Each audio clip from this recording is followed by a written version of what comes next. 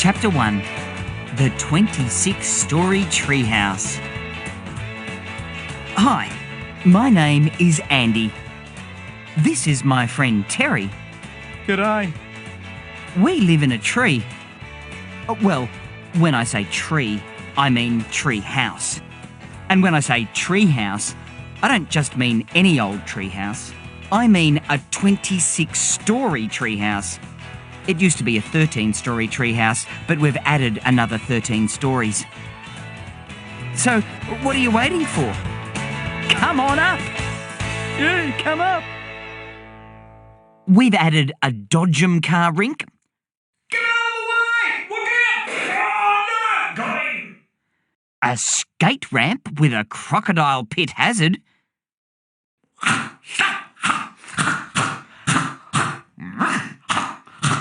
Look out below! Look out! A mud fighting arena. Yay,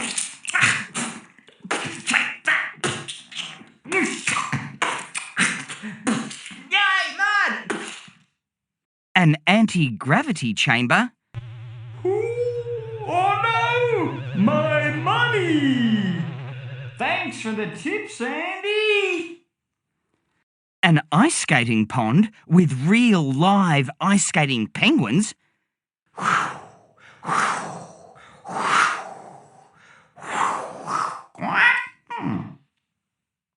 A recording studio. Can I have a bit more of my triangle in the foldback? A mechanical bull called Kevin. Turn it off! Ow! Did you say turn it up? No! An ATM. That's an automatic tattoo machine, in case you didn't know.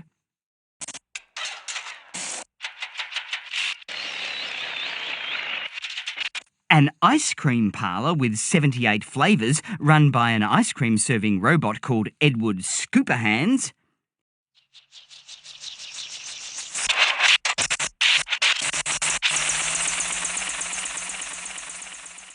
And the Maze of Doom. A maze so complicated that nobody who has gone in has ever come out again. Help! I'm lost! Penguin Bros, like, where are you? Enter at own risk, certain death ahead. Are you crazy? Hazard. As well as being our home, the treehouse is also where we make books together.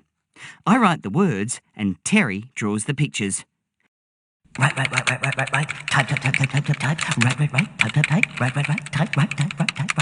ooh, typewriter.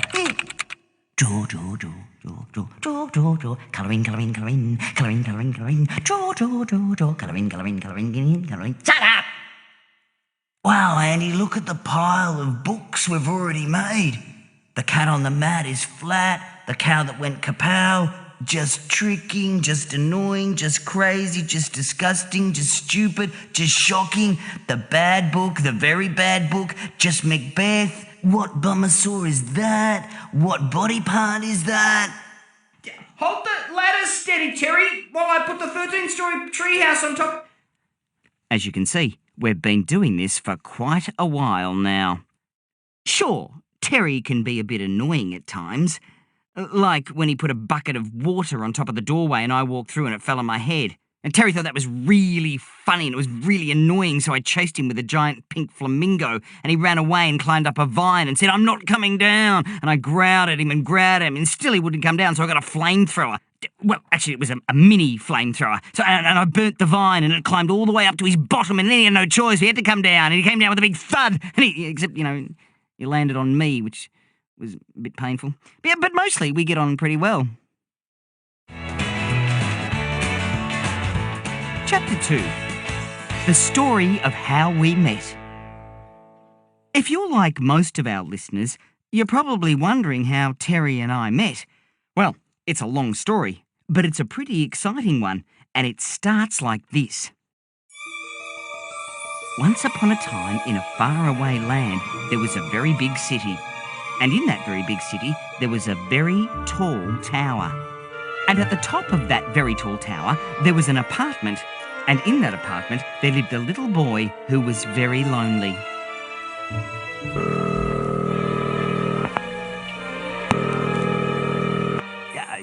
Excuse me for a minute. That's our video phone. I'd better answer it. It's probably Mr. Big Nose, our publisher. Yep, I was right. It's Mr. Big Nose. Nobody else in the world has a nose that big. What took you so long? He says. I'm a busy man, you know. But it was only 6 rings, I say. Don't argue. He says. I'm a busy man. I don't have time to argue. How's the new book going? So far, so good, I say. I'm telling the story of how Terry and I met. Great idea, says Mr. Big Nose. How did you two clowns meet anyway? Well, it's a long story, I say. But it's a pretty exciting one, and... Well, I don't have time to listen to long stories, says Mr. Big Nose. Save it for the book. Just make sure it's on my desk by next Friday. The screen goes blank. Friday? But that's only next week. That doesn't leave much time. I'd better get moving. Now, where was I? Let me see. The faraway land, the very big city, the very tall tower, the apartment, and the lonely little boy. Andy, says Terry, bursting into the kitchen. We've got a problem. What sort of problem? I say. The sharks are sick. What's the matter with them? They ate my underpants. Chapter 3. Why the sharks ate Terry's underpants. I look at Terry for a minute as I try to understand what he just said. I'm sorry, I say. I must have misheard you. It sounded like you said the sharks ate your underpants. I did say that, says Terry. And now the sharks are really sick. They're just lying on the bottom of the tank, not moving. But why did they eat your underpants? I say. I mean, how did they even get them? Well, he says, I came up with the idea of using the shark tank to wash my underpants. I dangled a dummy over the top of the water and the sharks thought it was a real person and were jumping all around it trying to bite it, and that churned up the water, you know, like in a washing machine. So then I put my underpants on the end of a stick and lowered them into the water. But the sharks were jumping around so much, they knocked the underpants off the stick and then they ate them. Now the sharks are just lying on the bottom of the tank and they've gone a weird green colour. You know, Terry has done some dumb things in the past, but this has got to be the dumbest ever. The top 5 dumbest things Terry has ever done. 5.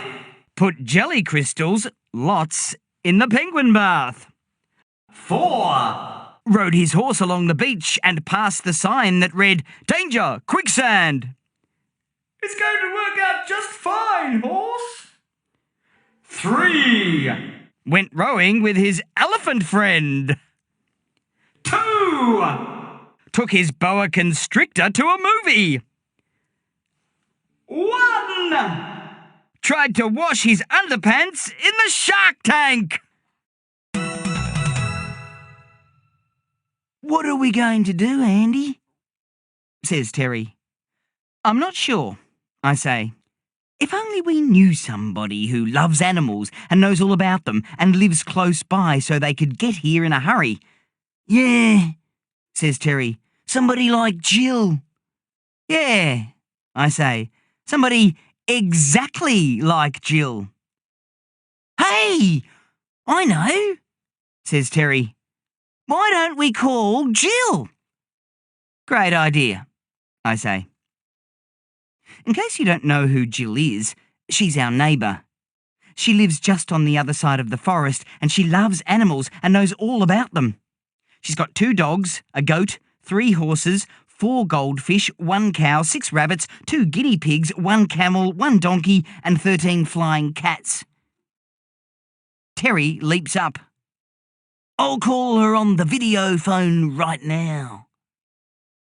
But Jill doesn't have a video phone, I say. No problem, Says Terry.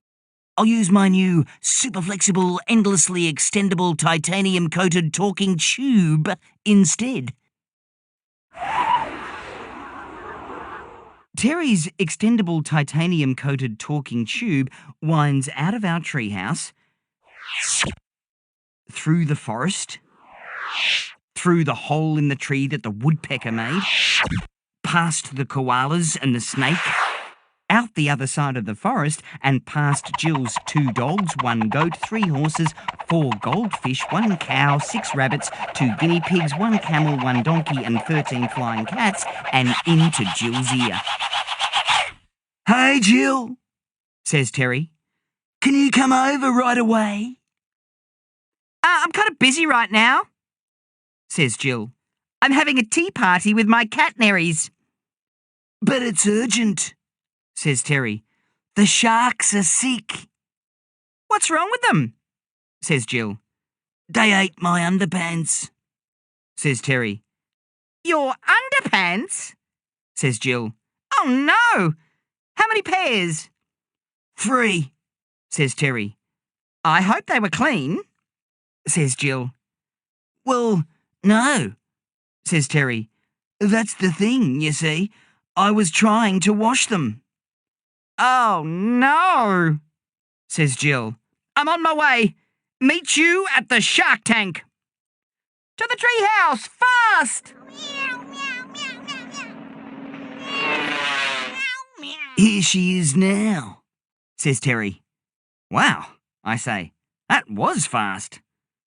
Yes, says Jill. These flying cats are great. Turning Silky into a catnary was the best thing you ever did, Terry. Unlike feeding your underpants to the sharks, which has got to be pretty much the worst. Jill peers into the tank. The poor things, she says. I'd better get in and take a closer look. We watch as Jill and her cats dive into the tank and set to work. She tries aquapuncture, dorsal fin massage, guided meditation. You are in a cool, deep ocean. You see your body thrashing helplessly. Shark aerobics, You put your dorsal fin in, you put your dorsal fin out. and motivational movies. Help! It's another Jaws sequel! But nothing seems to work. Finally, Jill rises to the surface. They're definitely the sickest sharks I've ever seen, she says. They're so sick, in fact, that I'm going to have to operate. Operate? I say. Yes, says Jill. I'm going to have to perform open shark surgery.